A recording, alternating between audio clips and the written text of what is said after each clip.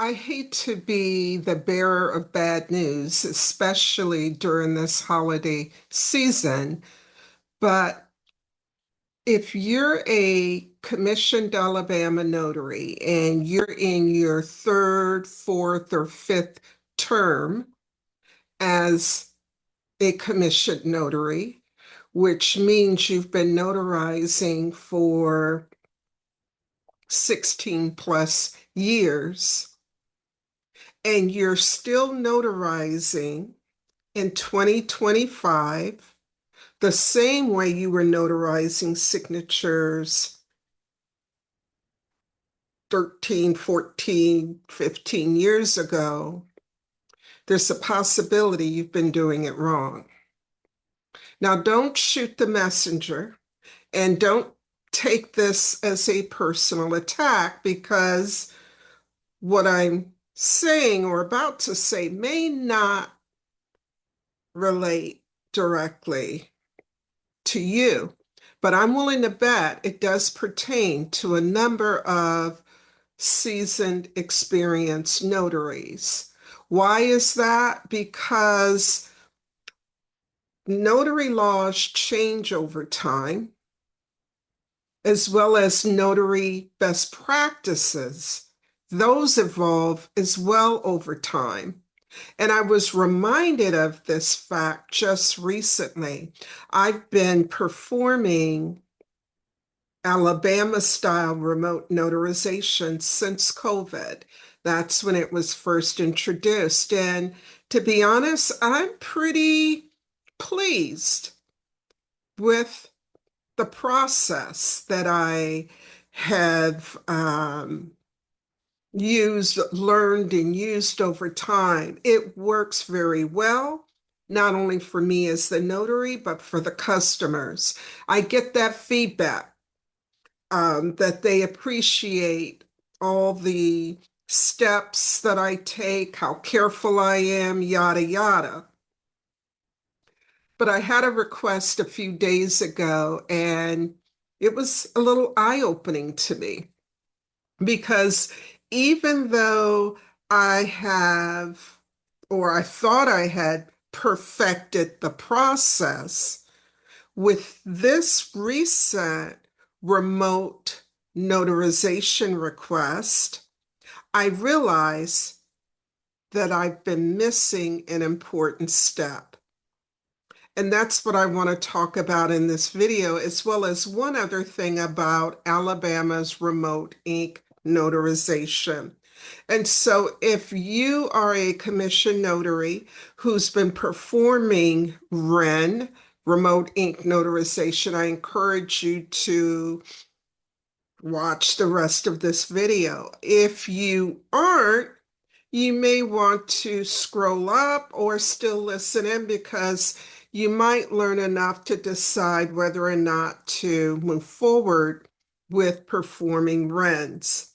So keep in mind, Alabama does allow remote notarization, but it is nothing like the type of remote notarization other states can enjoy.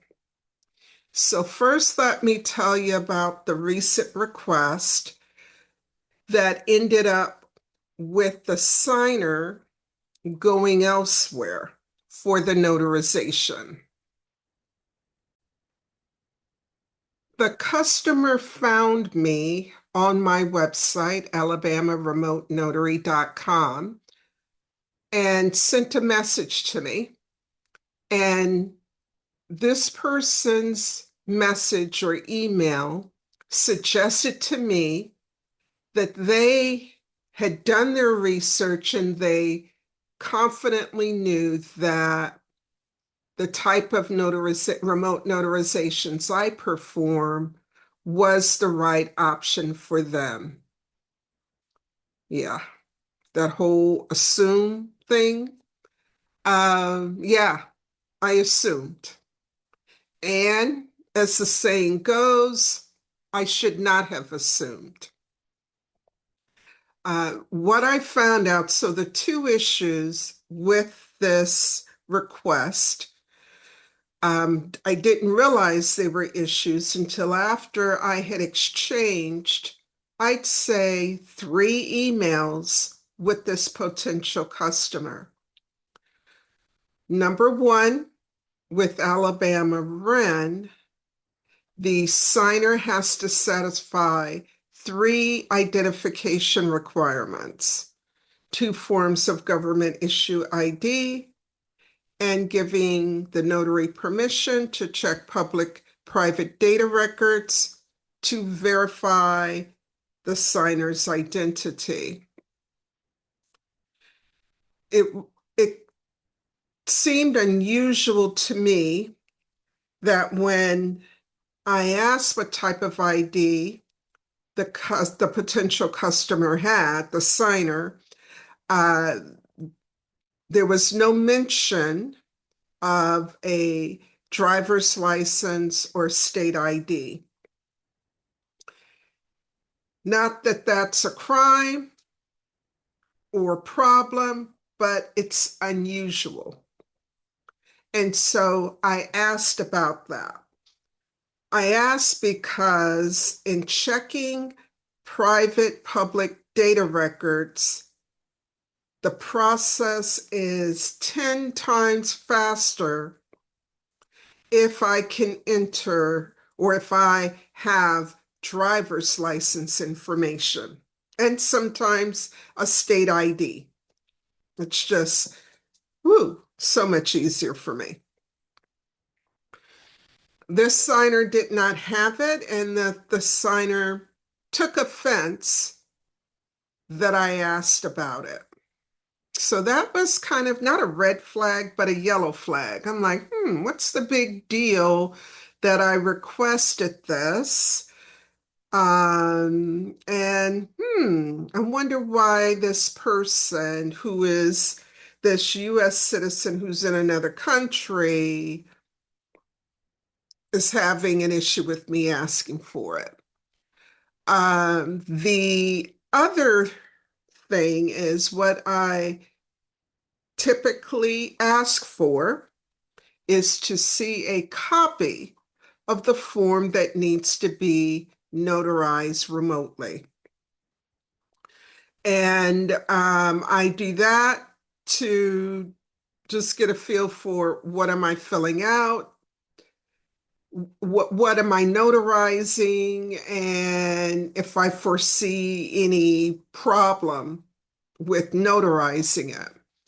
In this case, the signer provided, I did ask, what kind of transaction is this? Keep in mind, for Alabama notaries, we can't notarize anything and everything remotely, okay? So it's always a safe bet or a smart move to ask about the document before scheduling the video conference. And in this case, the signer quickly sent the actual form, which allowed me to do what I needed to do. And I noticed that this form was going to be used not in Alabama, which is fine, but in another state. Excuse me. That's when a light bulb should have gone off in my head, and it didn't. I'm not beating myself up about it, but again, that's why I'm doing this video. The step in the remote ink notarization process that is missing from my workflow is to immediately ask the signer what state or what country will this notarized document be used in? Okay. I'd say 7 times, 8 times out of 10, the folks that find me, because my website is so detailed, their form is going to be used in the state of Alabama. But in this case, it is being used in another state. I don't want to name the state for privacy reasons for the signer. So, since Alabama allows me to um, notarize documents that will be used in other states as well in other countries, it didn't concern me at all, but it should have. It really should have. Because what I learned is that, well, let me go another step further. So that's part of it. The other question that I will be adding to my workflow is to ask, especially if it's not going to be used in Alabama, I need to ask the signer, will the person, the company, the entity who is needing this signed and notarized document, will they accept an electronic signature, an electronic seal from the notary? And if the answer is yes, then there's a good possibility that the signer would benefit from using a remote online notary instead of a remote ink notary, which I am, which all Alabama notaries are, at least the ones who choose to provide the service. So let me summarize that to make sure it's clear.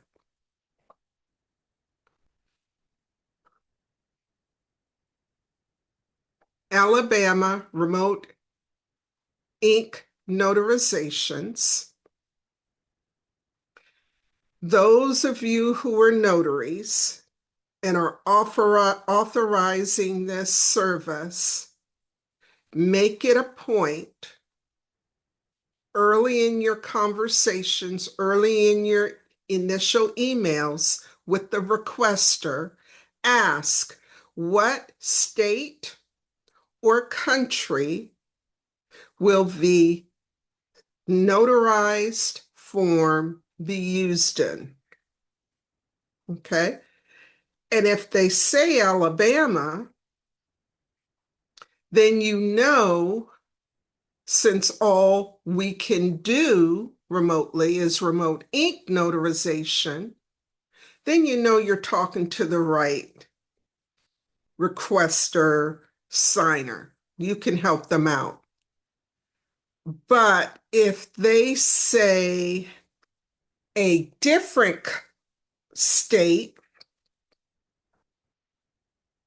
or a different country, before you start quoting fees and asking to see the form and scheduling appointment and sending them an invoice, you should ask the requestor, have you already considered remote online notarization, which would be in many instances less expensive,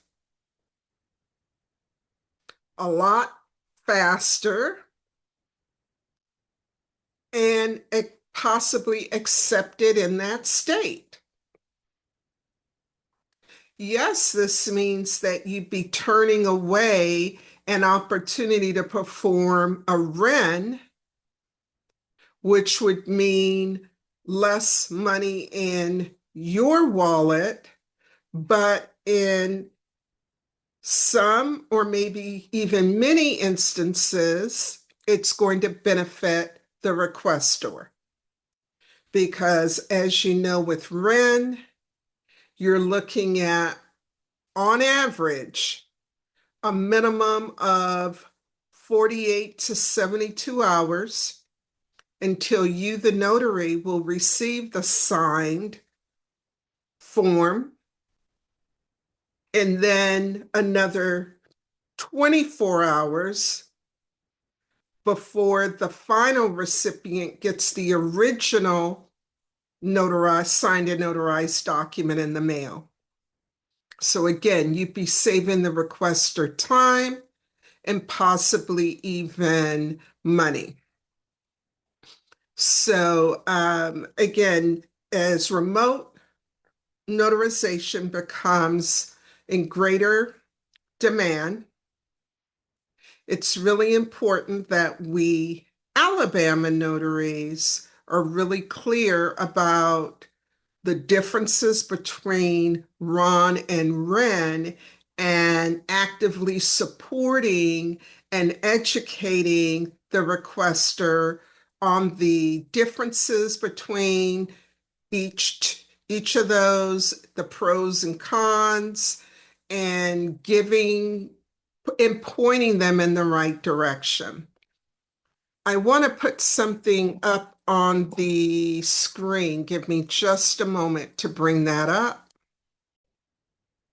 So this is the map of the United States I wanted to share with you. As you can see in the lower right-hand corner, this comes from the National Notary Association. One of the reasons why I enjoy being a member of the NNA is because they provide on their website and through their notary bulletin some valuable and vast amount of information to help notaries at large, and also, to me, more importantly, because I'm a member, is information to its members. This is the state of remote online notarization, which should jump out at you. A couple things. This map was updated June 2025. Everything dark blue reflects states that have adopted some form of remote online notarization. The light blue looks like possibly three states that will be adopting remote online notarization very soon. And then what should really jump out for Alabama notaries in particular is that there's currently only 5 states that have not approved remote online notarization. And Alabama is one of them. And so, going back to what I mentioned earlier, if a requester says to me, Michelle, can you notarize a document for me that is going to be used in the state of Texas? I should ask, it would be prudent for me to ask why the requester is not using remote online notarization instead, and point the requester in that direction. Now, even though there's a lot of blue on the map, that does not mean that there could be a certain type of document that a business, a government entity, a courthouse might want the document signed with ink. So what I'm saying is, and this goes back to why it's so important for notaries to stay current with their laws, notary laws, and best practices, is that again, it is possible that there's a county in Texas, and I'm making this up, but I have heard of this being the case in some states, that there are instances in a blue state where a certain type of document needs to be signed and notarized the old-fashioned way or using wet ink. So you've got to factor that in. That's why it's important to have a type of checklist or script that you, the notary, will follow when communicating with requesters, either by phone or by email. So you get all of this worked out again before you're moving to the next step, which is quoting fees, invoicing, sending Zoom links, getting in the middle of a video conference only to find out this Alabama remote ink notarization is not the best option for the requestor. Embrace that it's a slower process. I tell you what, think of the mistakes that you've made with in-person notarizations. Weren't those mistakes that you should have caught had you done a second or third proofread of the document? Had you just slowed down and double check something? I'm willing to bet that would be true. I know it applies to me. It is very easy, especially when you are being rushed, to overlook an important step in the process, especially for loan signing agents. You overlook it, or you just do something wrong. And you know, we're about to go into the new year.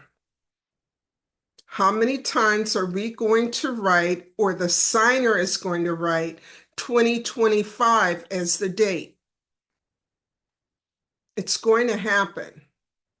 And if we don't slow down, if we aren't attentive, if we are being rushed by the signer, by our schedule, by family members in the other room, a mistake may happen. So slow down, know your laws, know which notary best practice you should adopt so that you can have a successful notarization. I appreciate you tuning in. I hope you found this information to be helpful. If you have questions about Alabama's remote ink notarization laws, definitely reach out. I'll do everything I can to answer your questions and support you on your journey. Happy holidays. Happy New Year. Thank you for watching.